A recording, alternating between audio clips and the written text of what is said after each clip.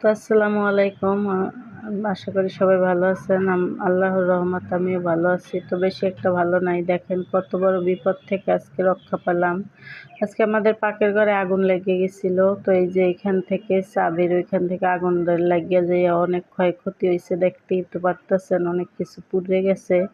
তো আল্লাহর রহমতে বড় ধরনের ক্ষয়ক্ষতি হওয়ার আগেই আমি দেখছিলাম। মিমের বাবা আবার বাসায় ছিল না। দেখেন এই যে মশলার বাটিগুলো পুড়ে লাগিয়ে গেছিল, ওইগুলাই ধরছিলাম। মানে গরম থাকতে ধরছিলাম, ওইটা ছিল একবার পাইপটার ওই উপরে চুলার। তো মশলাগুলো গরম মানে ছিল, ওই যে বরফ ছিল, এই জন্য ওইটার উপরে রাখছে মিমের বাবা যাতে তাড়াতাড়ি গলে।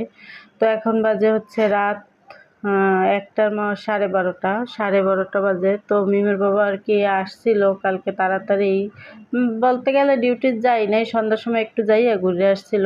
8টায় গেছে, 9টায় আইছে। পরে আইসা আমরা খাওয়া দাওয়া করছি। কালকে তেমন কিছু রান্না বাড়াও করি নাই, তো খাওয়া দাওয়া করছিলাম। তো খাওয়া দাওয়া করার পরে আবার ফোন আসছিল আমার মেজো ননাস আর ননাসের জামাই আসতেছে বলছিল। তারপর আবার মিমের বাবা ফ্রিজ থেকে মাছ নামাইছে আর ডাল বসাইছে এক চুলায়, ভাত বসাইছে এক চুলায়, আর মিমের জন্য একটু লুডুস বসাইছে, মিম ভাত খায় নাই। পরে মিমের লুডুস এক চুলায় ছিল আর ডাল এক চুলায় ছিল, না জানো ভাত সঠিক মনে নাই আমার। তো ওইটাই ছিল। আর মিমের বাবা বলতেছে কলে যেহেতু পানি নাই, 11:30 বাজতেছে, তো আমি একটু যাই পানিটা ছাড়িয়ে দিয়ে আসি। তো উনি গেছে পানি ছাড়তে, আমি ঘরে শোয়াইছিলাম। আমার শরীরটা ভালো ছিল না আগে থেকেই, তো আপনারা জানেন আমার জ্বর, শরীর দুর্বল, ক্লান্ত, উঠতে পারি না। পরে তো আমি যাইয়ে দেখি চুলার পাড় থেকে গন্ধ গন্ধ আসে। তো আমি ভাবছি কি মাল্টিপ্লাকে মোবাইল চার্জ দিছি, তো ভাবছি ওইখান থেকে হয়তো ওইটা পড়তে আসে, এই জন্য গন্ধ আসে। তো আলিপের বলতেছি মাল্টিপ্লাক তাড়াতাড়ি বন্ধ করো, সব কিছু বন্ধ করে দিছিলাম। তারপরও দেখি না গন্ধ আসতেছে পাকের ঘরের দিক থেকে। তো আমি অনেক ভয় পাইয়ে গেছিলাম। আমি তো আগুন, এইভাবে আগুন দেখছি অনেক আগে। তো সব জায়গায় যে দুর্ঘটনা ঘটে দেখতেই তো পারতেছেন। তো আমি অনেকটা ভয় পাইয়ে গেছিলাম। তাড়াহুড়ো করে প্লাস্টিকের বাটিগুলো ধরছি, আগুন একবার হাতে লাগিয়ে গেছিলো আমার, 5টা আঙ্গুলে পুড়ে গেছিলো। তো এই জায়গায় মগের ভিতরে হাত ভিজেই বসে আছি, কান্নাকাটি করতেছি। আর মিমের বাবা গেছে মলম আনতে। তো এখন বাজে হয়েছে রাত 1:30। তো এই যে মলম নিয়ে আইসা পড়ছে, উনি মলম লাগাই দিয়েছে সারা হাতে। তো জ্বলতেছে, তো বুঝতেছেন কত জ্বলতেছে, তা বলার মতো না।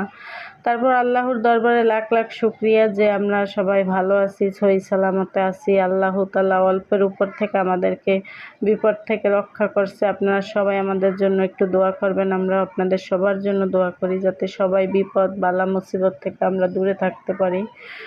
তো এই যে মিমের বাবা এখন 2টা বাজে রাত, মলম নিয়ে আসছে। একটা দোকান তো কোথাও খোলা নাই, একটা মুদি দোকানে একটা ফার্মেসিও ছিল, ওইটা থেকে আর কি একটা পোড়ার মলম নিয়ে আসছে। আমার হাত এত জ্বলা পোড়া করতেছিল, ঠান্ডা পানির ভিতরে খালি চুবাইয়াই রাখছিলাম। তো এই যে উঠাইয়া মিমের বাবা মলম দিয়ে দিতেছে। তো এখনও আপা আর ভাইয়া আসে নাই, তো ওনারা আসলে আবার খাওয়া দাওয়া করবে। পাখির আম্মু 3তলায়, পাখির আম্মু আপায় আসছিল। তো উনি আইসা সব কিছু নিয়ে গেছিলো, ডাল ভাত মাছ, তো নিয়ে আর কি উনি রান্নাবাড়া করে দিয়ে গেছিলো। কারণ যেহেতু ভাতটা কেবল বলক আসছিল, তার ভিতরে আগুন লেগে গেছিলো। তো কিচ্ছু রান্নাবাড়া হয়েছিল না, ডাল ভাত, তারপর মাছ ভুনা করছে মটরশুঁটি দিয়ে, টমেটো দিয়ে। তো আমার তো হাত পুড়ে গেছে, আপায় দেখছে, তো এই জন্য আইসা আপায় নিয়ে গেছে, পাখির আম্মু আপায়। তো নিয়ে রান্নাবাড়া করে সব ঘরে দিয়ে গেছে 1:30 বাজে। আর এখনও আমার ননাসেরা আসে নাই। তো মিমের বাবা সব পুরো ঘরটা পরিষ্কার করছে। 3জন না 4জন ছেলে মানুষই আমাদের বাসায় ছিল, আর তা সবাই গ্রামে গেছিলো। সবাই মিলেমিশে হাতে হাত লাগাইয়া মিমের বাবা চুলা খুললে আলাদা করিয়া তারপর আর কি আগুন নিবাইছে। তো অল্পের ভিতরেই গেছে। তো ক্ষয়ক্ষতি হওয়ার মধ্যে আমার হাতটাই পড়ছে, কিন্তু আলিপও ভয় পায় নাই, মিমও বেশি একটা ভয় পায় নাই, কিন্তু আমি অনেক ভয় পাইয়ে গেছিলাম যে কি হবে, সামনে ঈদ, একটা বছর একটা দিন। মিমে জামা কিনছে কত আশা ভরসা করে, আল্লাহ কি হবে আমাদের। তো আমি কিচ্ছু নাই, নেওয়ার মধ্যে আমার মোবাইলটা নিছি আর হচ্ছে আমার ব্যাগটা নিছি। কই যদিও আল্লাহর রহমত বাচ্চাও থাকি, তাও তো ব্যাগটা তো দরকারই লাগবে আমার। তো এই যে আপারা আসছে, এখন বাজে রাত 3টা। তো এখন ওনারা খাওয়া দাওয়া করতেছে আপা আর ভাইয়া।